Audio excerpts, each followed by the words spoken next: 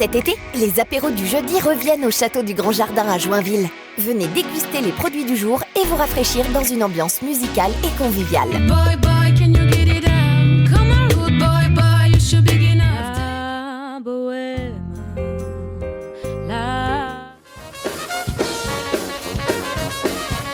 Et si vous réservez 48 heures à l'avance, obtenez un avantage sur votre soirée.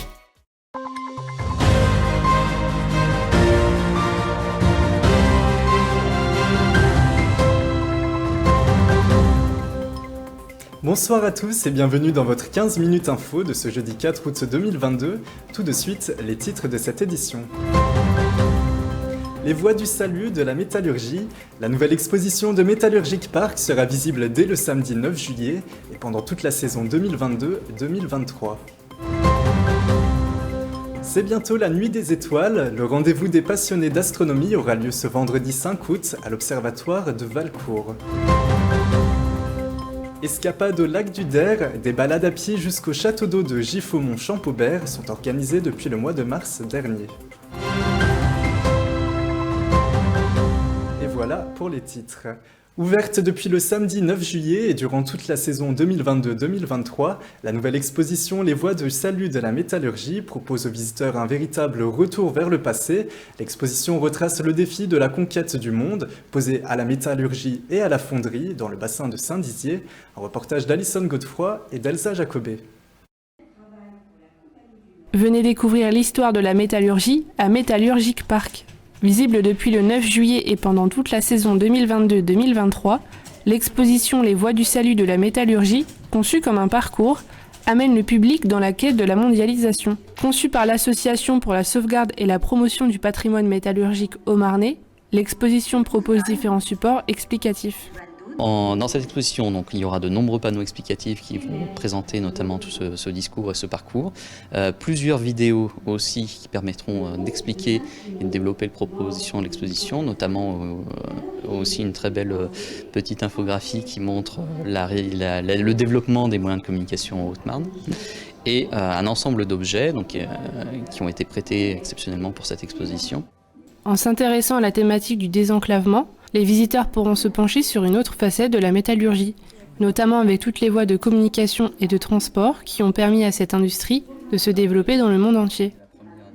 Alors on attend évidemment que cette exposition permette aux visiteurs de revenir découvrir, qui connaissent déjà le site, pouvoir les inciter à revenir et à découvrir et à s'intéresser à cet aspect des choses, que ça permette aussi de mettre en lumière cette thématique particulière qui est quand même importante dans la compréhension de l'histoire de la métallurgie en Haute-Marne et que notamment que les enfants, leurs parents ou les écoles puissent revenir à Metallurgic Park. Repoussée plusieurs fois à cause du Covid-19, l'installation de ce projet a duré environ un mois. L'entrée de l'exposition est inclue dans l'entrée du parc. Il vous est donc possible de vivre un réel retour vers le passé.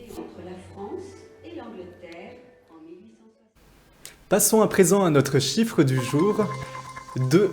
Il s'agit du nombre de chantiers à venir sur les routes départementales de la Haute-Marne. La commune de Baillères-sur-Marne sera impactée pour cause d'une étude des sols par forage. Parnois-en-Passigny sera quant à elle concernée par un reprofilage de la chaussée. Les plans de déviation sont disponibles sur le site de la Haute-Marne. Des étoiles plein les yeux à Valcourt. Chaque mois d'août, depuis plus de 30 ans, une nuit particulière et très attendue de tous, celle des étoiles. Pour cet événement annuel, l'Observatoire de Valcourt ouvre ses portes pour accueillir le public. Au programme visite de la coupole et du planétarium, mais également des expositions et des conférences. Les amateurs d'astronomie pourront évidemment découvrir le ciel grâce à des télescopes. Meg Villard a rencontré le président de l'Observatoire de Valcourt. On rassemble les curieux du ciel pour venir observer le ciel, observer nos installations. On propose aux gens de pouvoir apprécier les beautés du ciel. Donc il y a à peu près 100 à 120 étoiles filantes par heure. On va proposer aux visiteurs la visite sous la coupole pour observer le télescope de 305 mm de diamètre, avec probablement les observations en fonction de l'heure d'observation. Le ciel n'est pas le même. On proposera aussi la visite de la salle maquette, toute nouvelle, et aussi le planétarium numérique qu'on a installé dernièrement pendant le confinement. Maintenant, il est accessible au public. Donc là, ce soir, il y aura le premier public après les scolaires qui viendront au planétarium. Depuis le mois de mars dernier, l'Office du tourisme du lac du Der propose différentes escapades pour découvrir ou redécouvrir notre territoire. Ce jour-là, balade à pied jusqu'au château d'eau de Giffaumont-Champaubert, à la découverte du lac, de son histoire et de son patrimoine. Un reportage de Manon de Fontis. Découvrir ou redécouvrir notre territoire, c'est le but des différentes escapades organisées par l'Office de tourisme du lac du Der. Visite des coteaux Vitria ou encore de la brasserie artisanale du Der sont autant d'événements s'inscrivant dans ce programme.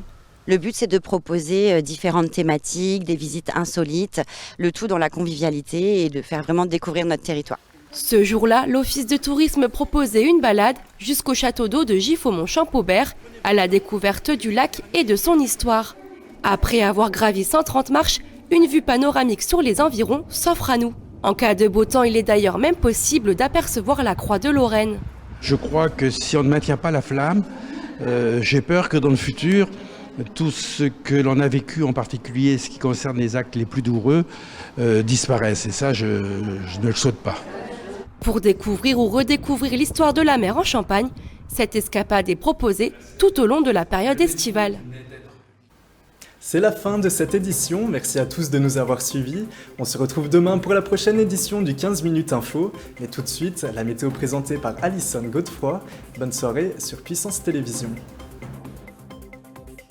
Toute l'actualité qui vous concerne, à voir et à revoir dès maintenant sur puissancetélévision.fr et sur notre application mobile.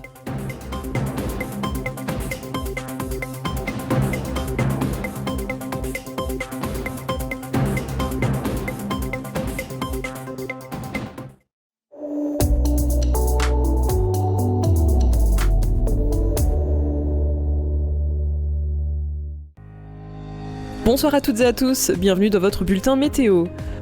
Pour demain vendredi, des averses localement orageuses circuleront à Metz. Le soleil dominera le pays, toutefois on prévoit quelques passages nuageux à Paris, à Dijon ou encore à Rennes. Côté Mercure, les températures seront toujours aussi chaudes, on attend 36 degrés à Lyon. On passe maintenant à la carte locale. Du côté de nos villes et départements, le ciel sera également nuageux. Quelques orages éclateront à Commercy et à Verdun. Côté température, l'après-midi, il fera 26 degrés à Saint-Dizier, à Chaumont et à Vitry-le-François. Demain, vendredi 5 août, nous fêterons les Abel. Le soleil se lèvera à 6h29.